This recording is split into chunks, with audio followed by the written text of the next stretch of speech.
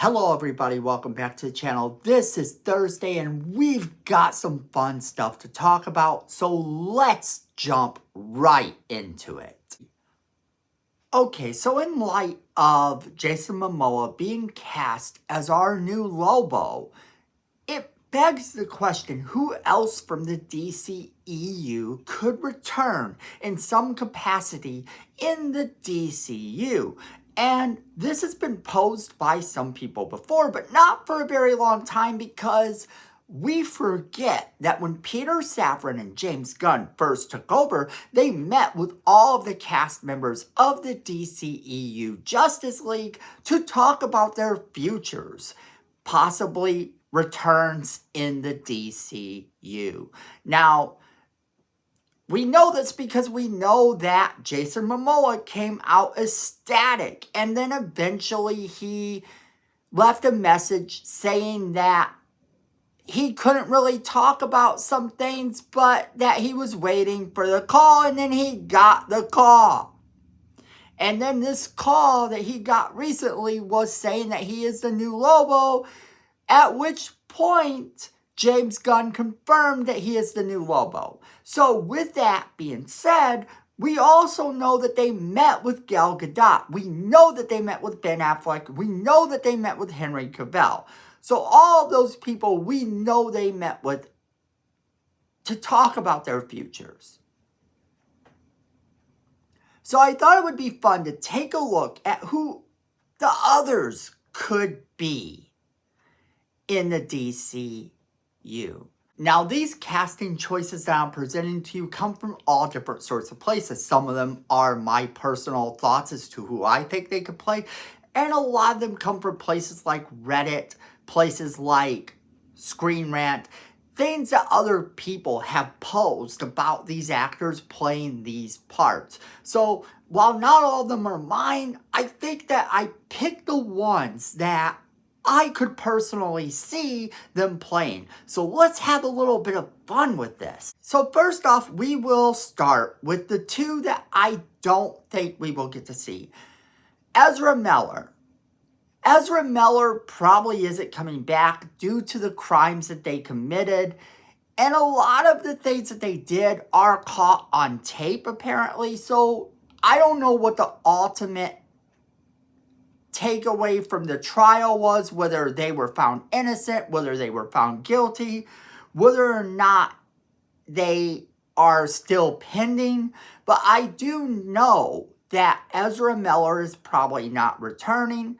I do hope that Ezra Miller has a comeback at some point in the future, because I think they are a really good actor. But in terms of being part of the DCU, I don't see that as a thing. The other one we gotta talk about is Ray Fisher. And Ray Fisher is a bit of a different thing, because Ray Fisher, while he is a talented actor, kind of said things against some of the people that are running the DCU. Mainly, he was kind of mean to James Gunn. Now, I'm going to read you some of the tweets that they had together, and I want to say, first off, that I don't know how any of this turned out. It was left kind of vague, and they could, in fact, be on the up and up. Now, they could be friends again. I don't know what happened. Apparently, there was a tweet about Joss Whedon, and James Gunn liked it. And that caused a bit of controversy, because then you have Ray Fisher calling him out. And Ray Fisher says the way James Gunn uses fake grace on Twitter is really funny. Him going to bat for Joss Whedon, pseudo-apologizing for it, and then deleting it immediately before taking his new DC job is not. Refusing to apologize for toxic behavior seems to be a job requirement for WBDC. So James Gunn had apparently put a tweet up and then deleted it.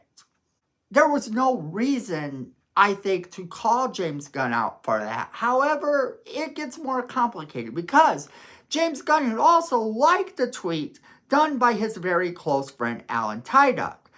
Alan Tudyk had said, wasn't there, but I have known Joss for 17 years. I honestly can't even imagine it, and I have a pretty good imagination. To which, after he liked this comment, Ray Fisher then said, cool, now do this one, James Gunn. And that is the quote by Alan Tudyk about not being there and having a pretty good imagination. And James Gunn replies, you got it. Shortly after Alan tweeted this, he apologized for commenting on a situation he knew nothing about. I read what Alan said and I thought, he's right. It was something I knew nothing about. I shouldn't have liked the tweet. To which Ray Fisher left it like this: thank you. So maybe they're okay with each other. Maybe there's no beef there. And he could in fact take a part in the DCU. However, he has been vocal about not wanting to work with Warner Brothers and the DC. So I don't think that's very likely that we see him in the future. Because he has said that the reshoots were full of resentment. And he was seemingly trying to put the saga behind him. Basically, he doesn't seem like he's going to be in the DCU at all. Okay, so with those two out of the way, let's take a look at Gal Gadot. Now, obviously, Gal Gadot still thought apparently that she was playing Wonder Woman. So maybe, just maybe, she was told to be quiet about that for a little while and she is still, in fact, Wonder Woman.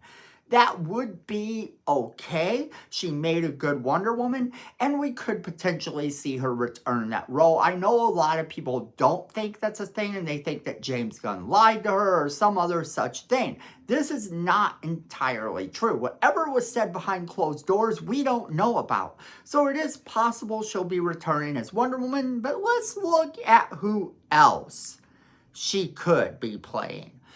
Because Gal Gadot is a very sleek, beautiful woman who can do action scenes, which is a job requirement for a lot of cool characters in the DCU.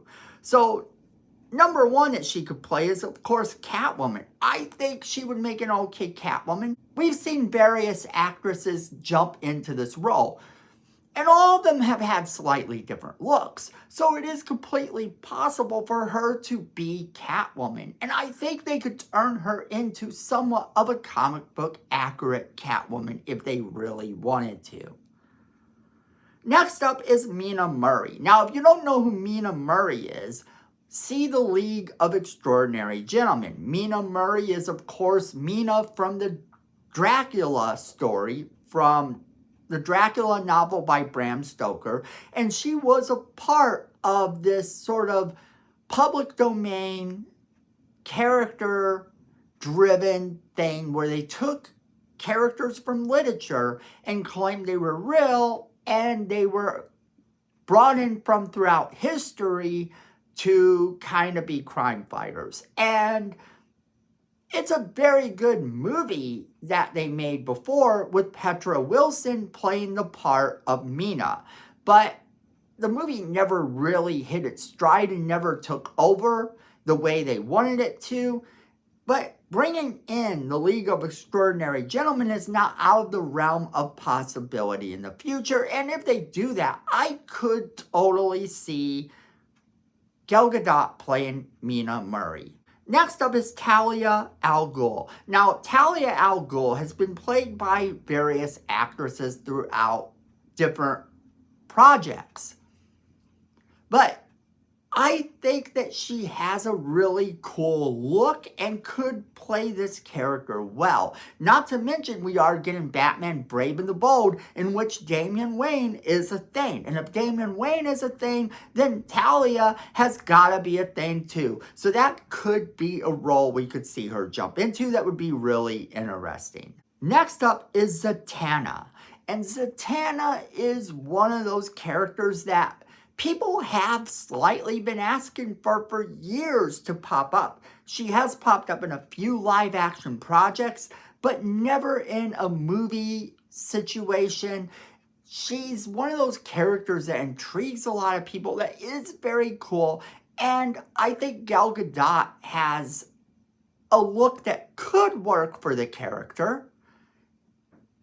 Maybe not identical to the comic book variation of it, but then again, comic book accurate can come in the form of the suits and everything else. They could turn her into something that resembles it so much that maybe we don't care. And I think she has the talent to pull off the character, and it would be fun to see her play this character as well. Next up, we have to talk about Ben Affleck. And that's because Ben Affleck has been in the news before talking about how he isn't going to be directing anything for the new DCU. Now, this is very important because he said he's not going to be directing anything for the new DCU. So maybe his meaning didn't go as well. Only I want to play devil's advocate here, because we have heard all these stories about how the Joss Whedon version of Batman made him want to end his life, about how he was really depressed, and all this stuff. Well, here's the situation with that. We know that Joss Whedon's Justice League was made, and that he did come back and play the part in the Snyder Cut. We know all of this. And we know that at one point he was scheduled to direct a new Batman movie. Now, maybe the Batman that they would have made him direct wasn't the Batman that he was originally signed on to direct. And of course, that would make it so that he didn't want to do this. So that is something to consider as well. Ben Affleck had some problems. He was depressed. But let's look at what if, when all was said and done, the meeting wasn't just about him directing, and he kind of spoke only on what he could speak about, because Ben Affleck's been around for a long time and he has kept secrets before. In fact, he kept the secret of him being Batman for an extremely long time. So now you have him. Who could he play? I'm going to go out on a limb here and say maybe Jonah Hex. Jonah Hex is an obscure character, a Western character that has been played in the past. In fact, James Brolin played Jonah Hex, and he was in some television shows in live action, but getting a movie that is right for him and getting him on a team that is right for him would actually be pretty cool. He is sort of a darker character within the DC universe, and I think this would be a fun character for Ben Affleck to sink his teeth into. Then you have the Atom. Ben Affleck would be great as the Atom. The Atom is someone that should be a character that is kind of fun, and I could see him playing this part as well. I think he'd make an okay Atom. I think he would be fun in that role. Next up, we have Hawk, Hank Hawk. We know that this has actually been played by Alan Richardson in the Titans series. Now, this is funny because a lot of people want Alan Richardson to play Batman. So what if they just kind of swapped these two roles and they each got to play someone new? That would be kind of cool too. And then another one I've heard for him that people are saying is Carmine Falcone. Why couldn't he play the bad guy to the Batman universe? We don't know if Carmine Falcone will be a part of Gotham City as created by James Gunn's universe, but if it is, it might be fun to see him explore that kind of character instead of being the good guy. And then there's Jor-El. Why couldn't Superman's father be played by Ben Affleck? You forget that Ben Affleck also played Superman in a roundabout way. He played the actor George Reeves in a movie about Hollywood back in the day that is very good. And if you haven't seen it, check it out because he actually gets to wear the Superman costume. So why couldn't he go from playing the character of Batman and once upon a time even playing the character of Superman to legitimately being Superman's father? He is at an age where he could pull it off. A little bit of makeup, a little bit of gray hair going on there. I think that could work. Next up is Black Mask. Going back to the villains that he could play. He could play Black Mask very easily. I would actually sign up for that in a heartbeat. We saw Black Mask in live action, so we don't know if that is a canon movie or not.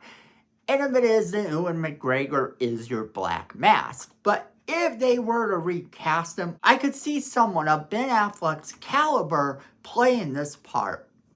Next, let's talk about Sasha Calle. And I'm so sorry if I mispronounced her name.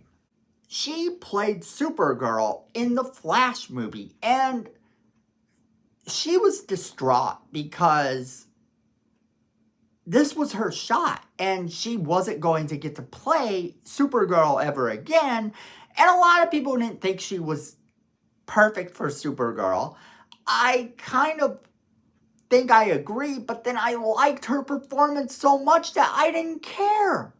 So when she came in to the DCEU as this Supergirl from an alternate reality, I thought it was fun. And I would have loved to have seen her somehow continue on in the DCEU as a variation of Supergirl, but that's not really plausible. So who could she play in the DCU? Well, number one is, of course, Catwoman. She has the short black hair. She is a sleek little actress who apparently is in good shape and could probably do a few stunts herself and have some choreography going on for some fight scenes that she would be amazing in. So yeah, I could see her playing Catwoman. And she would actually be a more comic book accurate Catwoman than perhaps Gal Gadot would be. Now, also there is Huntress. I don't know that they do Huntress in the DCU. I have heard rumors that they're going to. And if they are, they probably already have an actress in mind. But she might be a good choice for this as well. If you don't know who Huntress is supposedly the daughter of Batman and Catwoman. In a lot of comics, that's who she is. That's her identity. And it's often done in a world that's not really canon to the rest of the DC comics, so I don't know how they go about that, or if they would bring her in to have her play that character, or why. Next up is, of course, one that we did get to see in the DCEU, Faora. And Faora is sort of this evil Kryptonian, and the actress who played her was brilliant. She was wonderful, but it's a character that isn't really needed in the DCU because it implies that General Zod is also around. But if they chose to bring that character back, I could see her playing it. For that matter, James Gunn, being a big fan of the Christopher Reeve Superman, much like I am, might I suggest another alternative? Because the other alternative is, instead of making her Faora, make her the version of Faora that actually got made for the Christopher Reeve Superman movie, the original character that eventually became canon within the comic books as General Zod's wife. I'm talking about none other than Ursa. Ursa would be an ideal character for her to play, and in fact, when I look at her, I see this young Ursa-like figure. And I would love so much for her to get to play this character, another Kryptonian, something closer to the vein of the character she was set to play, except evil and, just fun, because that would be good for her. Then, of course, there is Jessica Cruz, the Green Lantern. If you don't know who that is, she's one of the newer characters in the DCEU. comics, and she would be an okay person for her to play as well. I think that she could have a lot of fun with that character should they move on with some more Green Lanterns in the DCU. Now, the other choice is a bit odd because it goes into something that I don't personally think I want to see, but she did play an alternate version of Supergirl. And an alternate version of Supergirl in the comics, at least most of the time, it's a variation of Supergirl that's grown up and takes on a new persona in another dimension. And that is Power Girl. She could, in fact, be our Power Girl. It wouldn't look very comic book accurate unless maybe they dyed her hair. I could see them doing that. However, I don't see Power Girl as someone we need in the DCU, but I wouldn't be opposed to them bringing her in if they could bring her in a cool way, because there are some Power Girl comics that I absolutely have enjoyed. Now, last up is Henry Cavill, because Henry Cavill could play in the DCU as a completely different character. Now, first off, of course there is Bizarro. Wouldn't it be fun for him to take on the role of Bizarro in the DCU? Now, speculation has been had in the past about him being the one under the Ultraman suit. I don't know if I believe that or not anymore. I have in the past said that would be pretty cool, and I think that would be very cool for them to do. A variation of Superman from a different dimension, bring him in, have him fight. But it looks like this version of Ultraman might in fact really be created by Lex Luthor. Could it be played by Henry Cavill? Maybe. But I think what would be really cool is to see him as Bizarro. Seeing him as Bizarro might really be fun. I think he could pull that off. I think he'd be amazing at it. Other characters that he could play would be Adam Strange. We know that Adam Strange had a role in the Krypton series, so we know that that happens. We know that that's a thing, and I think that that would be very fun to see Adam Strange come into the DCU. He is a character that is very underused. I could see them bringing him in a fun way. So the last role for Henry Cavill might be the most epic one ever. And before you get mad in the comments, think about this for a second, because he could in fact be playing Batman. Now, why not? Because Ben Affleck played Superman at one point. We talked about that. And then he ended up playing Batman. Why couldn't they do a reversal in the new DCU with Henry Cavill, who is very much a beast in terms of health and muscle, and he could, in fact, play Batman. That would be great fun for him. It would keep him in the DCU, and I think personally he could pull off Batman just as easily as he pulled off Superman. The guy is awesome. So that is our list of different people that they could possibly play. And that's where I'm going to end it. I'm going to ask you guys if you have any ideas of who else they could play in the DCU and why. Did you like these choices? Did you hate them? Which one of these choices was your favorite, if any? Make sure that you leave me a comment and let me know what you guys think about the future of the DCU and the possibility of seeing some of these actors return. As always, we want to know what you guys think, so make sure you are leaving us that comment in the comment box below, letting us know what you think. Don't forget to share this video with all of your friends. They're going to want to be a part of this crazy conversation we're having as well. And then make sure you hit that like button. It's free, it helps the channel, and we really do appreciate it. Then Miko says we need more subscribers, and look at this face. You don't want to disappoint Miko, so go ahead and hit that subscribe button, hit that notification bell while you're down there so you don't miss a single video we do. And then, friends, at the end of the day, I know it, you know it, and Miko knows it. Fandom is family.